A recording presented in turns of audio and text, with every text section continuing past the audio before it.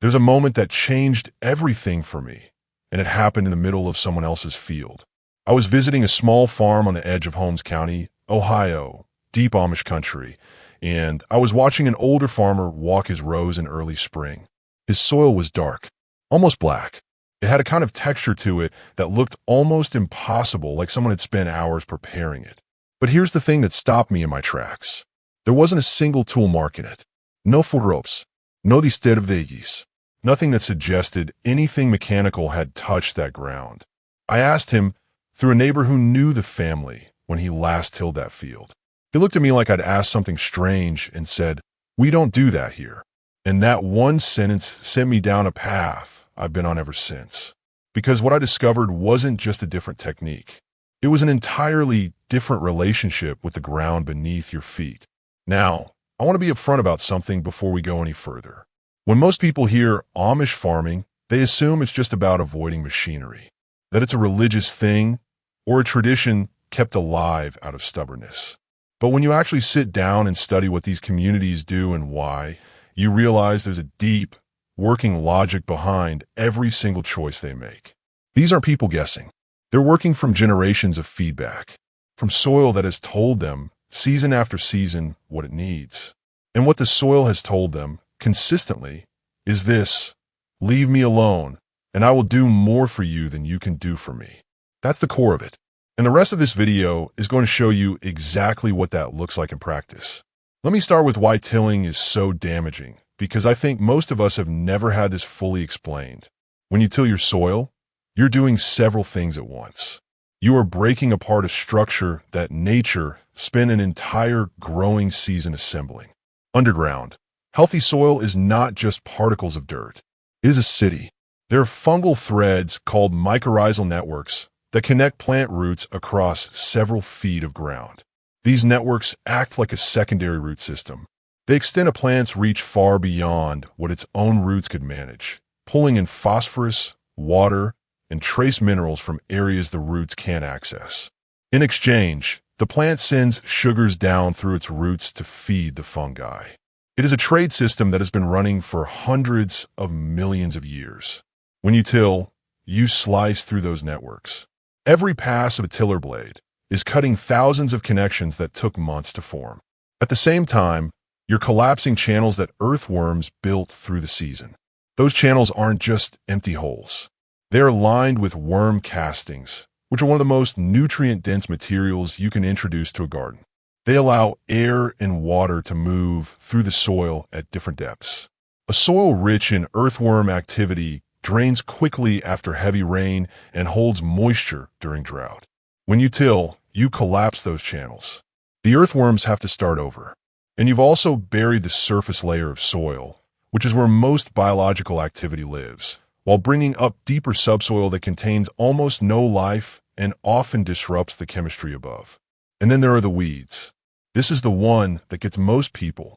You till because you want a clean bed, and for about 2 weeks, you get one. But what you've actually done is take thousands of weed seeds that were sitting dormant below the germination zone and brought them up into the light, into the warmth, right into perfect germinating conditions. You didn't solve your weed problem. You restarted it with a fresh batch of seeds.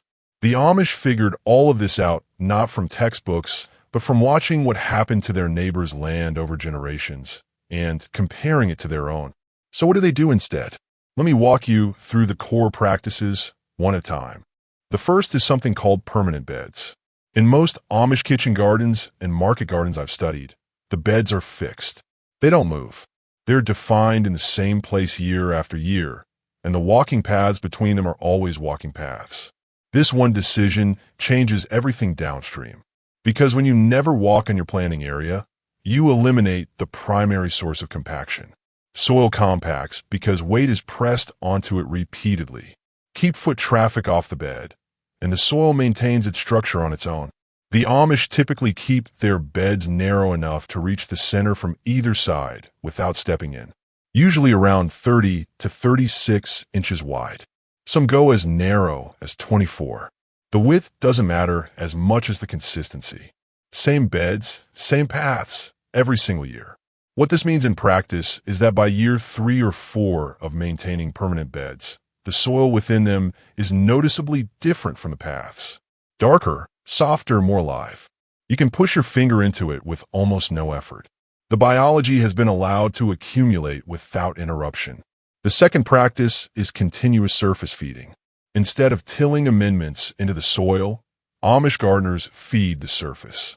They add organic matter on top and let the biology do the incorporating.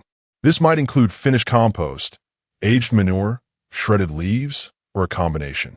1 to 2 inches spread across the bed surface in early spring and again in fall. No digging, no mixing. This mirrors exactly how natural systems work. In a forest, nothing tills the soil. Leaves fall, decompose, and get pulled underground by worms and insects. Nutrients leach downward with every rainfall. Fungal threads grow up into the decomposing material on the surface and transport what they find directly to plant roots. The whole system runs from the top down and has been doing so for millions of years without any help. When you till amendments in, you are short-circuiting that system. You're mixing nutrients into layers where the biology isn't concentrated. You're disrupting the delivery network that was already doing the job efficiently.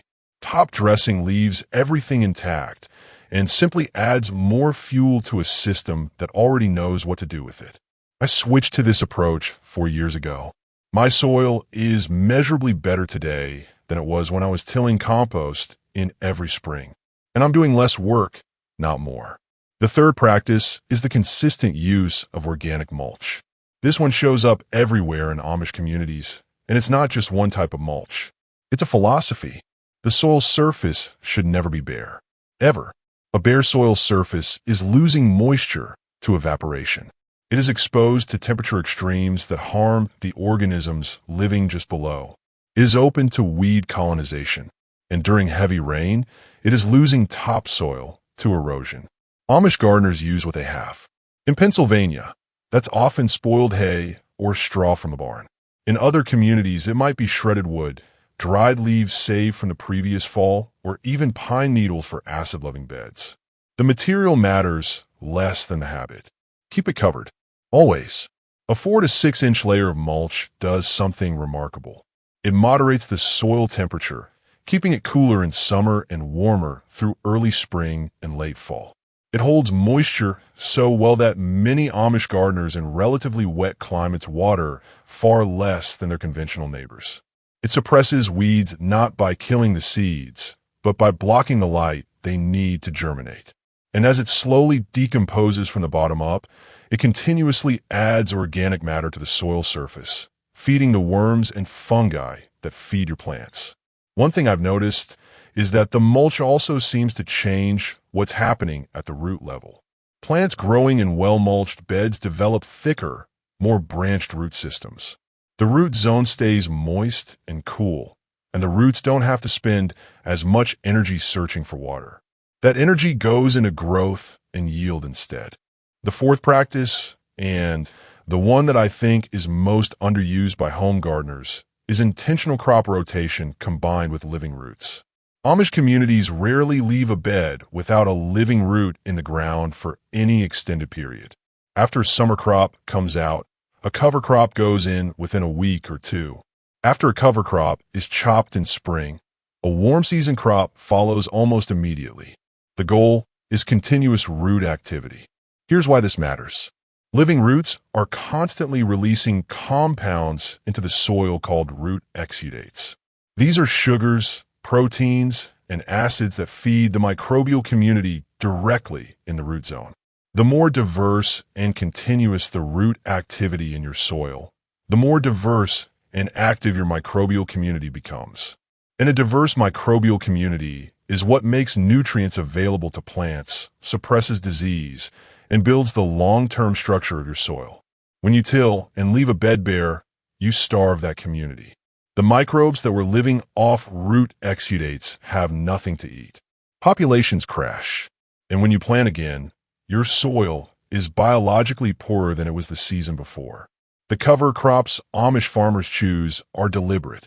For nitrogen, crimson clover or hairy vetch. For deep compaction, daikon radish, which can drive a taproot 18 inches into hardpan and leave behind a channel full of organic matter when it dies. For general biomass and surface protection, winter rye, which establishes fast, holds soil through the worst winter weather, and produces a thick mat of material to chop and drop in spring. The timing isn't complicated. Seed your cover crop 6 to 8 weeks before your first expected frost. Let grow through winter. In early spring, about 3 to 4 weeks before your last frost, cut at the base and leave everything in place. The roots decompose underground. The top growth becomes your first mulch layer of the season. You plant into it, and the system continues. Now let me address the question I get most often when I talk about this approach. What about that first season? What if your soil is already compacted and weed-choked, and you're starting from a difficult place? The Amish have an answer for that too, and it's one of the most elegant things I've come across in 25 years of gardening. It's called smothering. Instead of tilling a problem bed into submission, you cover it completely with cardboard laid flat and overlapping by several inches, then a deep layer of compost, then a thick layer of straw or shredded material on top. You wet it down thoroughly and you leave it for a full growing season, or at minimum 3 to 4 months. What happens underneath is quiet and slow and incredibly effective. The cardboard blocks all light to the existing weeds, which die without it. The worms, drawn by the moisture and the decomposing cardboard, move in and begin pulling organic matter down into the native soil below. The compost layer above slowly breaks down and joins the soil from the top. By the time you're ready to plant, the cardboard is largely gone, the weed pressure has been dramatically reduced, and the soil beneath has been improved without a single tool disturbing it. I've used this method to convert 3 separate sections of my property, including one that was solid clay and compacted to the point where water pooled on the surface for hours after rain. 2 seasons of smothering, and that bed now drains in minutes and supports some of my best crops every year. Here's what I want to leave you with. The Amish approach to soil is not about limitation.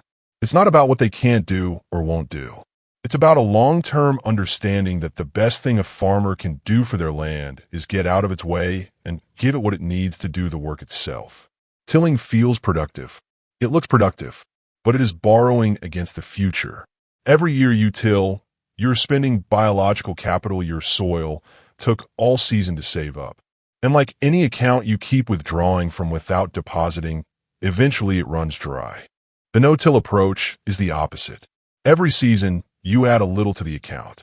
Mulch on the surface, roots in the ground, compost top-dressed across the beds, cover crops through the winter. Each of these is a deposit, and after a few years, the account starts earning interest. Your soil gets better on its own. The weeds back off. The earthworms multiply. The plants grow stronger without more inputs. That's not magic. That's what soil does when you stop fighting it. If you're ready to try this in your own garden, start with 1 bed. Keep it mulched, keep it fed from the top, keep something rooted in it as much of the year as you can. Give it 2 full seasons before you judge it. I bet everything I know about growing food that you won't go back. If this gave you something to think about, leave a comment below, especially if you've already been experimenting with no-till in your own space. I'd love to hear what's working. Hit subscribe if you want to keep exploring these kinds of approaches, because there's a lot more to dig into. I'll see you in the next one.